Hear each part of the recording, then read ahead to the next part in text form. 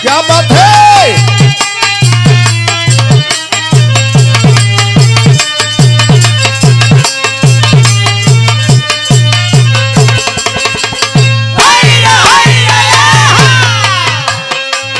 देखा ही बिरहा का गीत बजौला हो वो जमाना के, जब जमाना रहल बिरहा के, रामदेव बुल्लू के, हीरा के,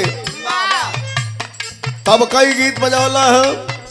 अब को बिरहा तो आधा गायक आधा गायिका नचनिया हो गई बन, बिरहवे के ऑर्केस्ट्रा बना दिले बन भैया। वो सब बढ़िया ऑर्केस्ट्रा खोल देते। गावत न 4-5 गो खेसारी का धुन, कहत हुआ कि नया जमाना का निकलल बरे, तो बजते बतोहार का नया निकलल वो के बतावा। वाह, वो जमाना में ही गीत गवाओ, बजा तो दिहला, इनसे ठेका ना बाजी तब का हुई, तब का हुई जाई तब तोरे जन्म से पहले का गीत बा। अब बाज जाई तो 100 रुपया तो कोई नाम दे। कहीं बेच जाता हो रहली वही जमुना पारावा हो,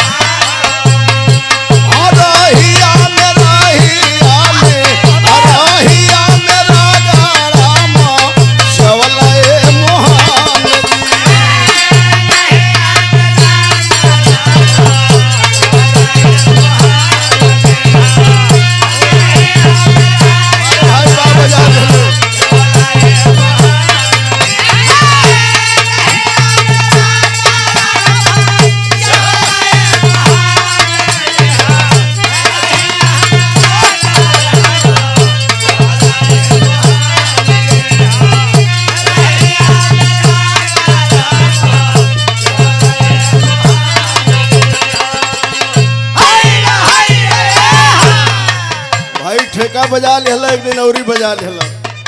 विजय भाई से हिरौला बिरहा रहे, यूट्यूब पर देख लिया जाए। यूट्यूबर भाई खाली अपने ढोलकवा के ढोलकी के 40,000 लोग लाइक कैले बा मात्र 8-10 दिन में। एक लाइन और गई, कहीं मोर खाइले माँ तू कसिरवा फोरा ले हो,